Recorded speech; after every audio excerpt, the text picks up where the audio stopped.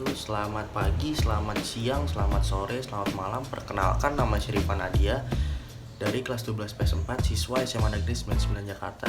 Di video pertama kali ini saya akan memenuhi tugas ujian praktik kimia, yaitu tentang praktikum sel elektrolisis dari Ibu Wiwit. Nah, sembari saya memenuhi tugas ujian praktik, video ini juga bisa buat referensi teman-teman dalam melakukan praktikum sel elektrolisis tentang reaksi sel elektrolisis. Dan juga di video ini praktikum saya menggunakan bahan-bahan yang simpel dan mudah bisa ditemukan di rumah kalian masing-masing. Oke, itu saja. Kalian bisa simak video saya. Ayo. Pertama kita siapin bahan dan alat-alatnya dulu ya. Yang pertama ada baterai 9 volt. Yang kedua ada rautan buat diraut pensilnya, ada sendok, ada garam, ada juga ada kardus yang udah dibolongin, ada kabel capitan boya, dan jangan lupa pensilnya 2 sudah diraut ya kalau bisa. Kemudian ada gelas berisi air secukupnya. Nah, kita mulai ya. Setelah itu kita raut ya. Kalau udah jadi bisa disiapin, bisa buat praktik. Kemudian masukkan garam secukupnya aja sih, terserah mau seberapa.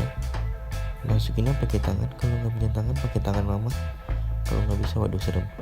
Kita aduk ya, aduk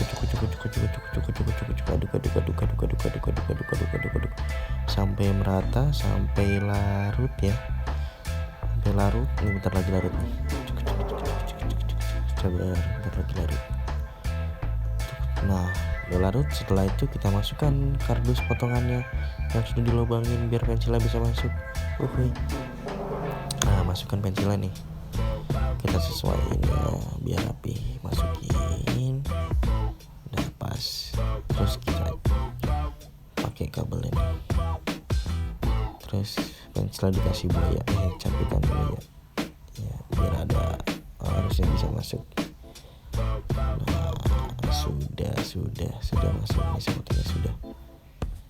Iya, pas diatur dulu posisinya biar. Nah, ini udah kelihatan ya, udah pas posisinya. Terus sudah mulai kelihatan prosesnya, hasilnya. Tuh ada gelembung-gelembung guys. Pada kabel hitam, ini kabel hitam beraliran negatifnya. Tuh. Kabel merahnya positif. Tuh. Gak sebanyak gelembung kabel di hitam ya.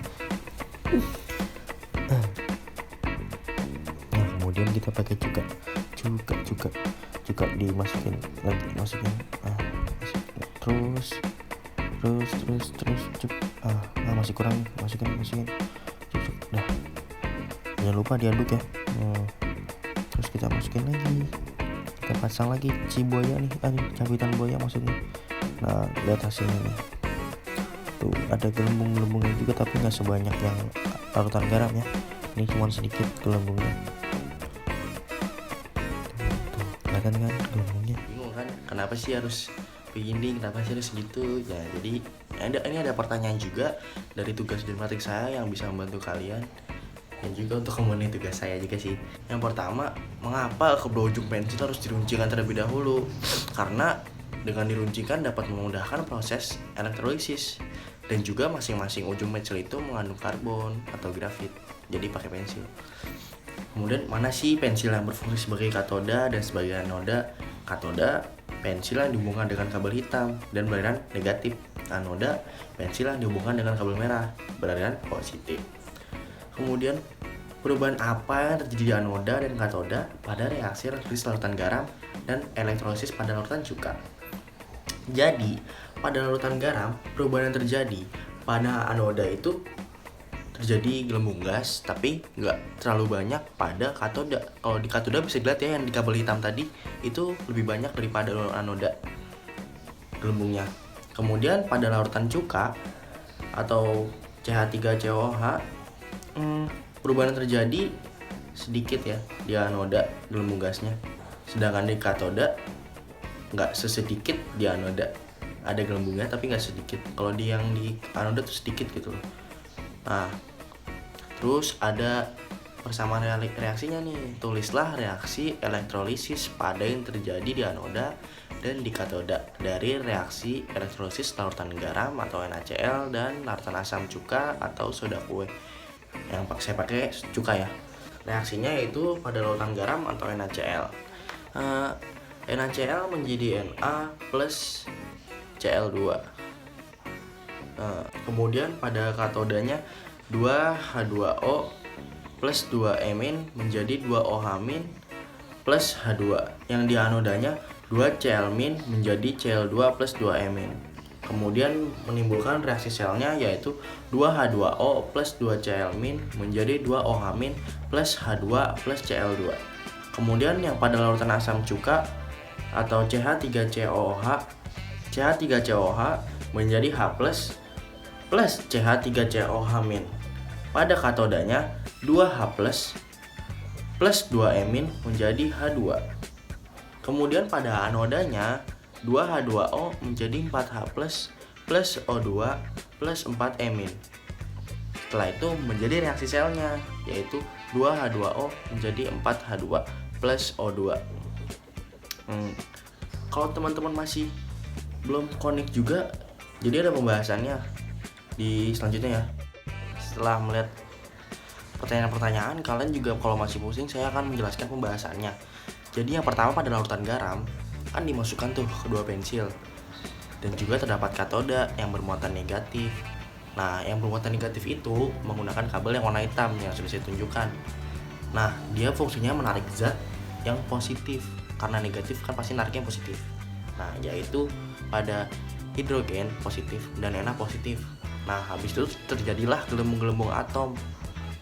Nah, hidrogen melalui reaksi reduksi memiliki persamaan, yaitu 2H2O plus 2-emin menjadi 2OH- plus H2. Nah, selanjutnya kemudian yang pada anoda nih, yang kabel merah.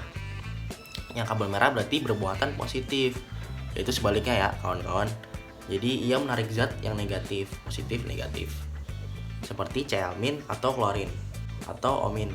Nah, juga melalui reaksi oksidasi. Kalau tadi reaksi reduksi, yang ini reaksi oksidasi dengan persamaan 2Cl- menjadi Cl2 plus 2-emin. Nah, kenapa sih oksigen nggak bisa keluar dari perjamuan ini?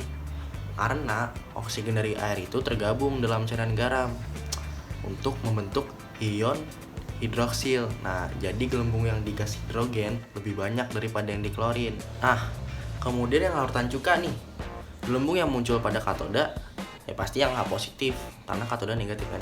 Karena katoda bermuatan negatif tuh, sehingga menghasilkan atom hidrogen dengan reaksi reduksi dengan persamaan 2H plus 2-emin kemudian menjadi H2.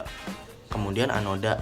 Nah, anoda kan yang bermuatan positif ya teman-teman, sehingga yang tertarik adalah gas oksigen yang negatif dan menghasilkan atom oksigen melalui reaksi oksidasi dengan persamaan reaksinya 2H2O menjadi 4H plus O2 plus 4-emin.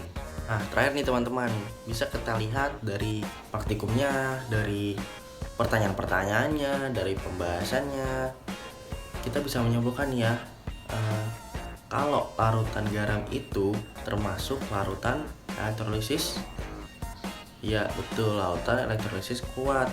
Kenapa? Bisa dilihat dari persamaannya. Terus juga hasilnya tadi gelembung-gelembungnya lebih banyak daripada larutan cuka. Nah, sedangkan larutan cuka termasuk larutan elektrolisis lemah karena gelembungnya lebih sedikit, dan juga dari persamaannya. Nah, berarti itu saja sih yang dapat disimpulkan kita bisa lihat dari video ini. Kurang lebihnya mohon maaf. Kalau ada kesalahan atau apa yang boleh ditambahin di komentar ya, bisa supaya kita sama-sama tahu. Oke, itu aja sih. Saya Lupa Nadia pamit. Semoga di video saya mendapatkan nilai yang terbaik dan bisa menambah referensi teman-teman yang melihat video saya di YouTube. Oke, wabillahi taufiq wal hidayah. Wassalamualaikum warahmatullahi wabarakatuh. Terima kasih. Dadah.